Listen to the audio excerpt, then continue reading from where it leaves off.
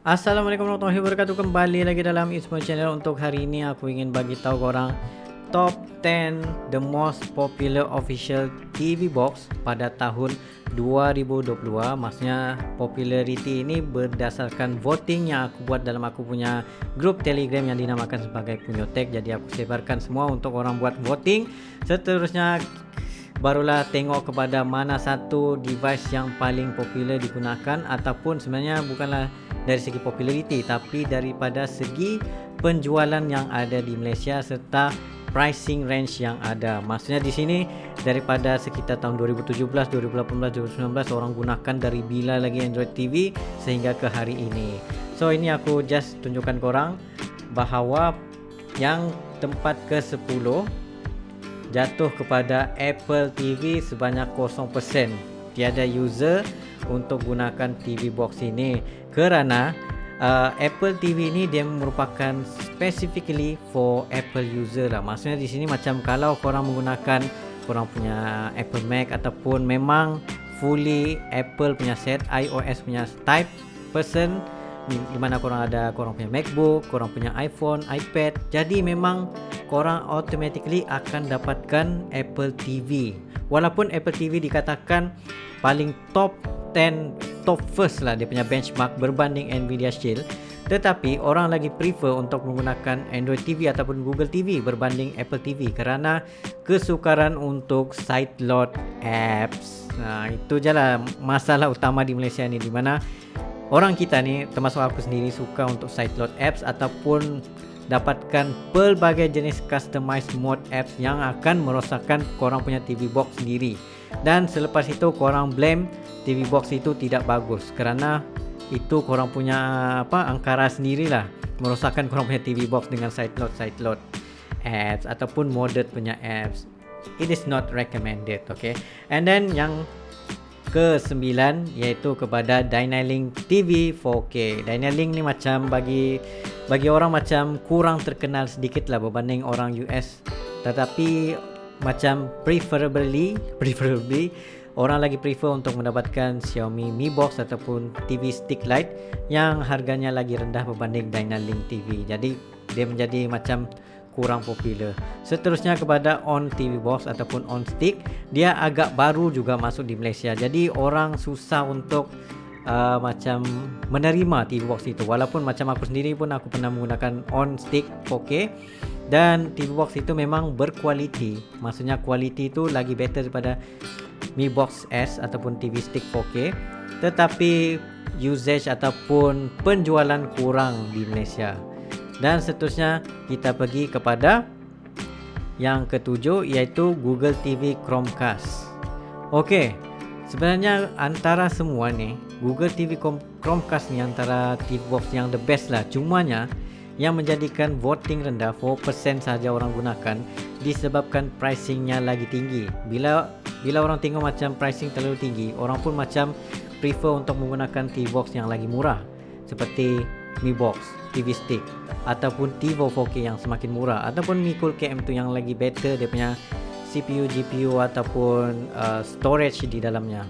So orang pun beralih kepada benda lain. Sedangkan Google TV Chromecast ni merupakan salah satu produk yang the best in term of dia punya UI, user interface ataupun OS. Dia menggunakan Google TV, tetapi dia punya storage 4GB tu bagi aku sangat rendah.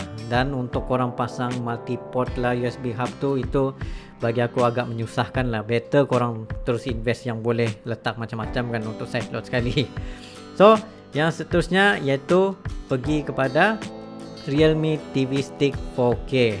Okey, yang ni pun disebabkan harga berpatutan dalam sekitar RM200 lebih, maybe lah RM200 sekarang ni, dan ianya masih lagi baru di pasaran. Jadi orang pun jadi risau kerana orang risau disebabkan bila selepas menggunakan Realme TV, Android TV diorang tu dia punya clarity kurang, color RGB apa semua tu macam kurang, dia punya tahap 1080p tu biasa saja dan harga terlalu mahal. Jadi orang pun macam takut untuk invest kepada Realme TV Stick 4K. Sedangkan Realme TV Stick 4K ni menggunakan Google TV OS dan mempunyai CPU GPU yang agak bagus juga untuk digunakan. Seterusnya yaitu sebanyak 7% Amazon Fire TV Cube Stick Max 4K ataupun pergi kepada Roku. Roku ni kurang popular lah di Malaysia kerana dia punya interface serta sideload apps dan juga apps-apps lain tu tidak boleh buat apa-apa langsung. Jadi orang pun kurang prefer untuk menggunakan Roku. Jadi orang pergi kepada Amazon Fire TV Cube. Well, bagi aku dari segi penggunaan stick ataupun cube ini, Amazon Fire ini masih terletak di tangga yang teratas, top 3, di mana Apple TV pertama, Nvidia Shield kedua, seterusnya kepada Fire TV Cube yang ketiga. Tetapi penggunaan kepada orang ramai ataupun exposure kepada Fire TV ini sangat kurang di Malaysia, menyebabkan orang pun kurang berminat untuk menggunakan Amazon Fire TV Cube. Sedangkan dia punya apps, dia punya stability itu memang tip top, 100% powerful. Cumanya ialah dari segi market dia kalah lah di sini. Macam kurang lah, orang kurang kenal dengan Amazon Fire TV Cube ni. And then selepas 7% ni kita tengok pula kepada Nvidia Shield TV Pro. Okay, ini agak macam wow, terturun pula. Macam aku sendiri pun vote for Nvidia Shield, tetapi dia hanya dapat voting sekitar 12%. Walaupun dari segi specification dia memang almost perfect di dalam dunia TV box. Dialah king of official TV box. Ini aku beritahu official TV box, bukannya kepada semua jenis TV box, kerana ada lagi pesaing dia seperti Billing, GT King. Tapi Nvidia Shield ni hanya 12% sahaja penggunaan dia disebabkan harganya terlalu mahal dalam RM1,000. Dan juga yang menjadikan masalah kepada Nvidia Shield ni, di mana dorang belum lagi update dorang punya Android TV sehingga sekarang untuk Malaysia user. Dan aku pun tengah mencari cara untuk upgrade kepada Nvidia Shield itu kepada Android TV 12 ke 11 ke. Aku buka forum kepada Nvidia Shield tu masih lacking of this kind of update. Seolah-olah TV box tu sudah mati. Kemungkinan besar aku haraplah Nvidia Shield akan buat something else untuk upgrade dong punya TV box ataupun yang sedia ada ini kepada yang something else dengan Google TV ke, ataupun upgrade something yang dorang rasa dorang better untuk upgrade lah, bukan jadikan dia macam TV box mati begitu saja. Mungkin disebabkan GeForce dia tidak available di Malaysia, jadi orang pun macam buat apa mau dapatkan Nvidia Shield kan. Okey, selepas 12% itu kita pergi pula kepada 18% of user prefer untuk menggunakan TiVo 4K. Ini disebabkan TiVo 4K ni menawarkan harga yang terendah dan juga spek dia memang biasa-biasa saja. Cumanya dari segi macam dia punya pemilihan movie apa semua tu lagi mudah lah, sebab dia ada macam satu button TiVo Stream itu di mana korang boleh buka kepada semua movie-movie title yang ada untuk korang tekan select apa yang korang inginkan. Tetapi korang perlulah langgan, dan bagi aku antara kesemua TV box ini yang paling the best iaitu dia punya remote control. Remote control dia tu adalah paling ergonomik dan satu-satunya mempunyai number, keypad number button itu untuk orang tekan 1 hingga 90 begitu.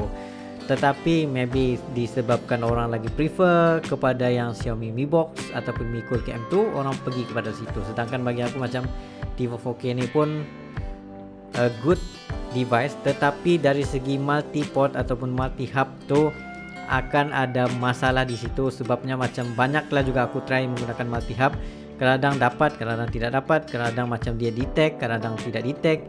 So macam kebarangkalian tu terlalu banyak menggunakan TiVo, jadi orang was-was untuk invest sangat kepada TiVo 4K ni. Tapi so far overall memang terbaik lah TiVo 4K. Seterusnya kita pergi kepada 24% iaitu Mi Cool KM2. Okey, ini aku bagi tahu bahawa Mi Cool KM2 ini agak produk yang paling berbaloi untuk beli kerana dia punya CPU, GPU, RAM serta ROM yang tinggi dengan harga yang ditawarkan rendah sekitar RM200 ke bawah. Tetapi dia tidak mempunyai updates seperti yang ada pada yang the most official TV box. Maksudnya dia punya update tu terbantut di situ sahaja, kerana walaupun dia mengatakan, kalau tidak silap lah, dia punya Widevine level 1, tetapi macam masih lagi dalam perkadaran yang akan ada masalah in term of security update ataupun Widevine yang lain serta update kepada Android TV nya. Jadi menyebabkan orang tersangkut bila beli, sampai situ saja dia punya update. Dan yang paling akhir, the most popular TV box daripada zaman dulu lagi, daripada dia conquer TV box ni, dunia TV box di Malaysia, aku maksudkan di Malaysia, iaitu Xiaomi Mi Box S ataupun Xiaomi TV Stick Lite, dan juga paling latest iaitu Xiaomi TV Stick 4K. Dia popular disebabkan harga yang ditawarkan agak rendah. Seterusnya, banyak sangat orang jual kepada Xiaomi TV box ini, menyebabkan orang pun bila nampak saja okey terus beli. Dan korang juga boleh mendapatkan Xiaomi TV box ini di mana-mana retailers Xiaomi yang ada di Malaysia ini. Teruslah orang boleh macam angkat teruslah berbanding melalui website kan, melalui online ke Shopee, Lazada itu. Jadi orang lagi prefer untuk beli terus daripada Shopee, daripada retailers itu sendiri. Dan satu lagi disebabkan mereka telah buktikan bahawa TV box diorang ni memang durable sampai sekarang. Macam aku punya Mi Box S masih lagi digunakan di kampung aku lah, dari sekitar tahun 2017 kalau tidak silap aku beli, dan sampai sekarang masih bertahan. Maksudnya sudah 5 tahun aku gunakan, tiada sebarang lagging, tiada sebarang kerosakan. Memang pure system, pure durable. Dengan harga masa tu aku beli RM180 kalau tidak silap, RM160 Mi Box S 4K. Tapi sekarang ni macam agak tinggi pula harga dia kerana demand terlalu tinggi. Jadi disebabkan itu orang terlalu banyak menggunakan Mi Box S berbanding Mi Cool Cam tu. Lagi satu lagi, Xiaomi ini merupakan official partner untuk Netflix apa semua begitulah untuk Android TV ni, ataupun untuk Google Widevine level 1, Netflix level 1 juga. Dan dia ada sentiasa akan ada updates daripada Google sendiri yang menyebabkan dia punya stability, buffering, lagging tu terjaga sampai sekarang. Dan aku juga macam recommend untuk korang angkat kepada Xiaomi Stick 4K ni kerana dia punya quality of streaming bukan saja itu, daripada segi ni juga bagus. Dia punya penstreaman tu dapat 4K, Dolby Vision, Dolby Atmos. Jadi orang pun macam kenapa mau fikir TV box lain lagi kan? Better buy for this TV box dengan harga yang terendah. Kalau rosak pun tidak kisah sangatlah, berbanding kalau beli kepada Nvidia Shield yang harga terlalu mahal tapi GeForce Now dia tidak available di Malaysia dan harga terlalu tinggi seperti TV box kayangan gitu. Jadi orang pun macam hilang minat lah juga untuk mengangkat Nvidia Shield. So dalam arti kata lain, ini korang punya pemilihan sendiri mana satu TV box yang korang inginkan, mana satu TV box yang korang prefer untuk beli. Aku just bagi tahu tentang top 10 popularity TV box di Malaysia. Thank you very much for watching. Jumpa lagi next time.